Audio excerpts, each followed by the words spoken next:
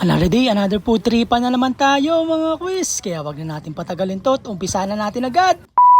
Hello mga quiz! Ngayong araw na to may nag-mail sa akin na puntahan at pasyalan daw namin yung bago niyang food cart. Ito pala yung Saucy Chicks at located pala sila dito sa kabaan ng Gordon Avenue at malapit lang sila sa SM Downtown at bukas sila mula alas 5 ng hapon hanggang alas 10 ng gabi. Kaya dito sa part na to mga quiz, hindi na namin pinatagal, in-order na namin yung kanilang mga bestseller. Katulad ng teriyaki, shawarma, spicy Korean, buffalo, western barbecue at sweet and sour. At dinagdag na rin namin yung special sa menu, yung sisig. Makikita nyo naman sa video mga quiz, isa pala itong chicken hot shot na piniprito at nilalagyan ng mga special sauce. Special kasi sariling gawa nila o sa madaling salita, homemade sauce. Hindi pala ito yung first time ko makakatikim ng chicken hot shot mga quiz. Yung usually kasi na natitikman namin ni Ate May nyo, yung nilalagyan lang ng gravy. Pero itong sinuserve ng Saucy Chicks, bago lang sa amin to at first time namin matitikman. Kaya hindi na kami nagpatumpik-tumpik, pinuntahan na kagad namin. At syempre mga quiz, kaya pala tayo nandito dahil hanap natin ay mura at masarap. At bukod doon mga quiz, yung presyo pangmasa, kaya hindi masakit sa bulsa. At mabilis lang ang kanilang serving dito mga quiz dahil konting kembot lang, nandiyan na kagad. At dito sa part na to mga quiz, makikita nyo naman sa video, ang dami ng serving. Kaya bago kong umpisahan yung food tripan na to mga quiz at bago ko bakbakin yung pagkain na to, tara! Kain po!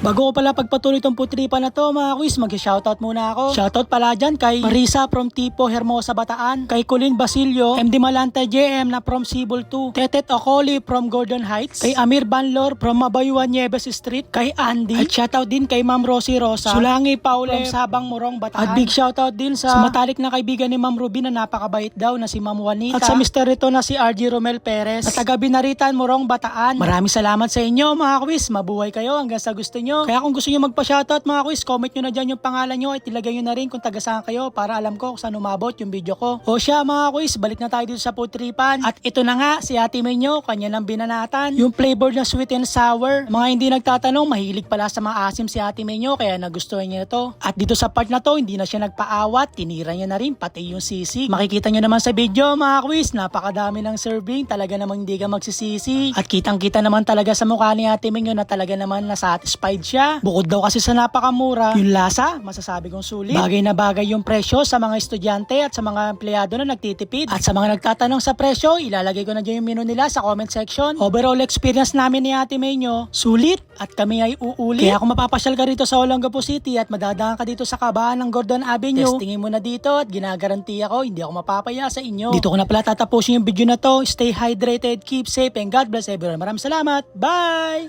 Ako nga pala si Mark, ang owner ng Saucy Chicks. Located nga pala kami dito sa Gordon Avenue, malapit sa SM Downtown. Tara, huwag ka na magpahuli. Tikman na ang Saucy Chicks. Sugod na dito. Let's go!